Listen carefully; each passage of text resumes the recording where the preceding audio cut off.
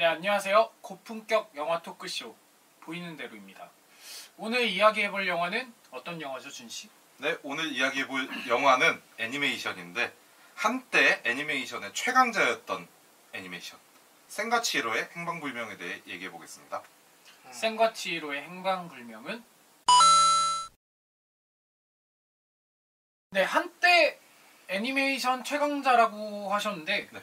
그 얘기가 맞아요. 김열의 칼날 무한열차 이전의 최대 흥행작이 센과 치히로였어. 그 지브리 감성이라고 흔히들 얘기 많이 하는데 특유의 그 지브리 감성. 뺏겼다. 이게 약간 이거는 모두가 공감하기 때문에 얘기하면 다 공감할 수밖에 없어요. 지브리 감성은 진짜 뭐랄까 약간 뭔가 음악과 그 색감. 색감과 스토리 자체도 저는 되게 그냥 애니메이션 스토리보다는 좀 사회에 시사하는 바가 크다고 생각을 하거든요. 어떻게 보셨죠? 센과 치히로는 다들 많이 보셨겠지만 저는 정말 많이 봤어요. 되게 신기한 게 이거는 왜 봐도 질리진 않나. 약간 볼 때마다 의문이 생기는 신기한 영화. 어떻게 보셨죠? 저는 사실 애니메이션 영화 자체를 막 그렇게 즐겨보거나 자주 보거나 그러진 않았어요.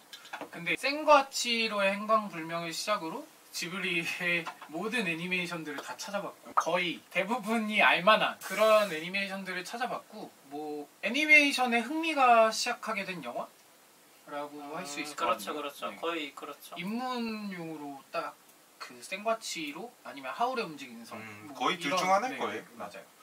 그런 걸 봐서 애니메이션도 재미가 있구나라는 걸 느끼게 해줬죠. 센과 치히로가. 어떻게 보셨어요? 저는 되게 아련하게 봤어요. 어떤 부분에서 아른? 이게 처음 봤을 때는 그냥 재밌는 애니메이션? 제가 처음 본 게 9살 때거든요. 정확히 기억을 해요. 그리고 그 뒤로 중학교 때, 고등학교 때 성인이 돼서 그리고 지금까지 봤는데 항상 옛날 기억이 많이 나는 애니메이션이어서 그리고 그 영화 자체가 좀 아련하지 않나요? 아련하다. 그 단어 말고 표현이 안 돼서 가장 기억에 많이 남는 캐릭터? 예, 주인공 말고 하쿠와 센 제외하고 누가 제일 기억에 많이 남으세요? 저는 항상 이제 볼 때마다 바뀌었는데 처음에 볼 때는 제니바였거든요. 제니바. 근데 이제 이번에 볼 때는 린 캐릭터가 되게 좀 뭐랄까 되게 인간적인 뭔가 언니 같은 느낌? 치히로를 많이 도와주잖아요 처음에 아닌 척하면서 그렇죠. 돌아서가지고 잘했다고 이제 칭찬도 해주고 그래서 린 캐릭터가 저는 인상에 가장 많이 남지 않았나. 어떤 캐릭터가? 먼저 하시겠어요? 제가 먼저 할까요? 예. 저는 두 캐릭터가 있었는데 하나만 하시죠. 하나만 할게요. 네. 가오나시. 진짜 센과 치히로의 빠지지 않죠. 가장 큰 수혜자? 그쵸. 수혜자. 이 가오나시라는 이름 자체가 얼굴이 없는 신이라고 네. 나오는데 가오나시는 보면 얼굴이 있어요. 얼굴 많죠? 얼굴이 있어요. 얼굴도 많고 목소리도 많고. 저는 가오나시가 제일 인상이 깊었어요. 어렸을 때 봤을 때도 가오나시를 보고 놀랬고 여전히 다시 봐도 린 캐릭터도 너무 매력적인데 좀 저한테 임팩트가 큰 건 가오나시? 어떤 캐릭터가? 저는 이게 인터넷에도 많이 돌긴 하는데 이번에 다시 보면서 느낀 게 유바바. 직장인의 시선. 정말 훌륭한 분이에요. 유바바 씨 같은 경우는 유바바 대표님. 유바바 대표님은 일단은 서류 전형이 없었어요. 면접, 인성 면접. 그 일하고자 하는 의지가 있으면 채용을 바로 해주셨죠. 일하고자 하는 사람에게는 네. 무조건 일자리를 준다라는 그런 세계관이. 그게 뭐 노동협약이 돼 있다고 하는데 정확히는 모르겠고 유바바 대표님 같은 경우는 정말 훌륭하신 분인 게 첫날 면접 보자마자 출근 결정을 해줘요.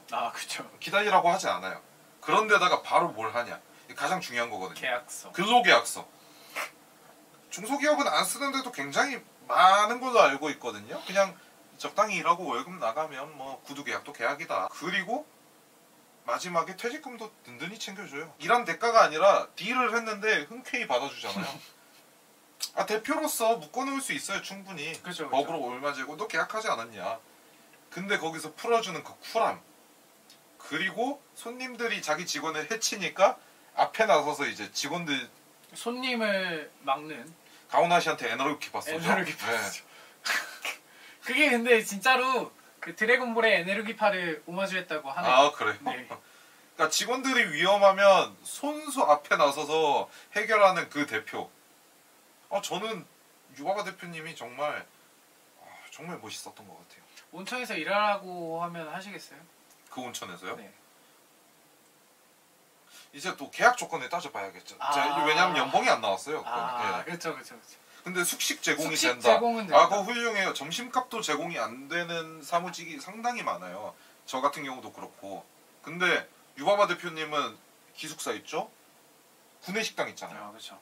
점심 메뉴 고민을 안 했대요. 그 상당히 훌륭한 거예요. 진짜 한 번도 생각해 본 적이 없다가 이번에 다시 보면서 저는 유바바 대표님 참 멋있다고 생각했습니다. 네. 음악을 빼지 않고 얘기할 수 없는데 이제 지브리 스튜디오의 애니메이션들 중에 음악들이 굉장히 많잖아요. 아우, 그 음악들로만 콘서트를 하니까 정말 좋은 노래 많죠. 이제 본인이 제일 좋아하는 지브리 스튜디오의 OST가 어떤 게 있을까요? 저는 이제 유명한 곡이죠. 인생의 회전목마. 하울의 움직이는 성 OST죠. 도입부부터 너무 매력적인 곡이라서 많이 듣기도 했고 질리지 않기도 하고.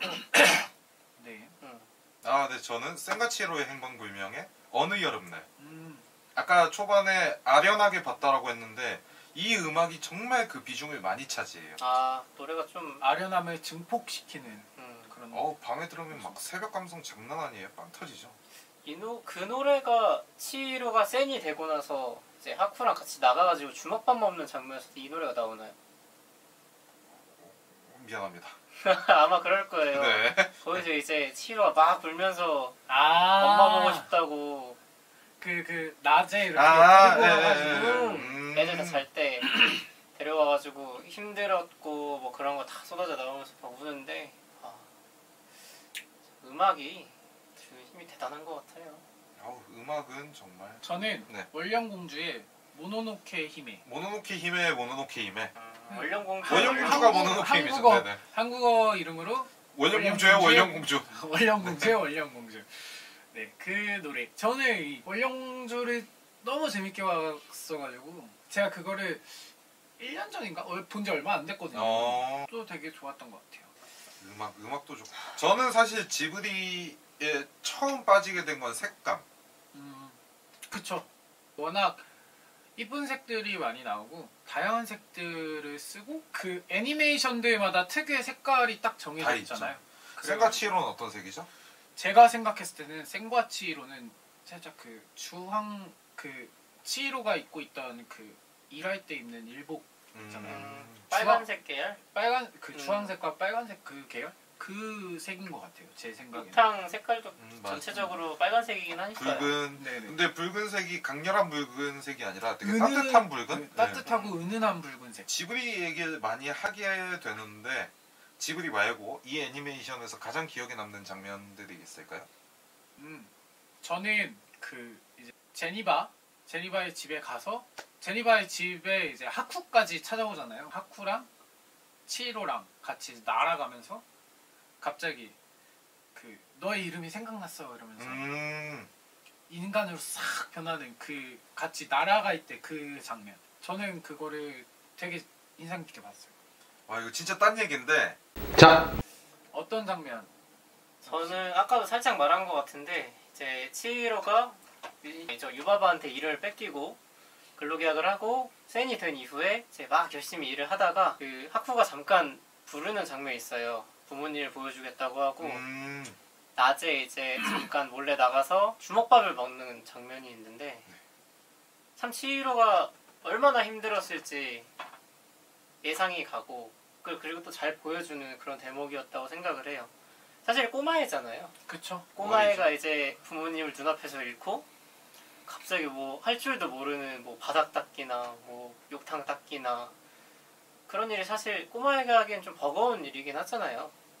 힘들었을 텐데 잘 견디다가 이제 주먹밥이 먹으면서 함께 약간 울음과 함께 터져나오는 그 감성이 되게 좋았다. 저는 오물씬 장면이 너무 좋았던 게 자전거를 빼냄으로써 그 더러운 오물씬이 아니라 강의신으로 변모하잖아요.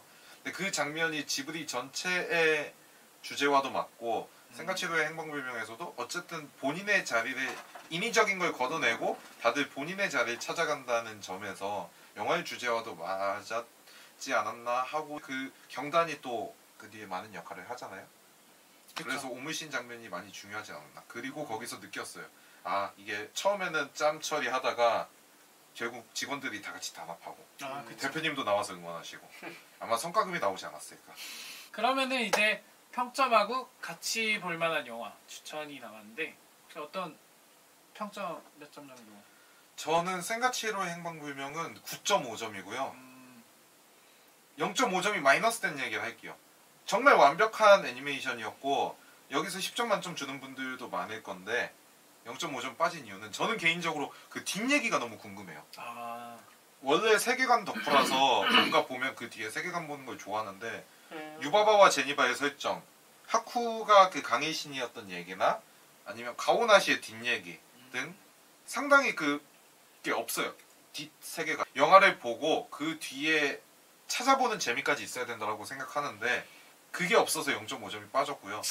그럼에도 9.5점. 그리고 같이 봤으면 좋겠는 영화는 꼭 센과치히로를 먼저 보고 아니면 센과치히로 보기 전에 봐도 상관없는데 귀멸의 칼날 극장판. 이게 지금 애니메이션 제쳤죠? 네, 센과치히로를 1등이에요. 제꼈죠. 네. 왜? 그러니까 제발 비교하면서 봤으면 좋겠어요. 이게 너무 안타까운 게 2000년대의 영화계는 우리나라도 마찬가지고 세계적으로 되게 감성적이고 아련하고 좋은 영화들이 많아요. 근데 2010년대, 20년대 들어가면서 명호 씨가 별로 안 좋아하는 다 때려받는 영화들.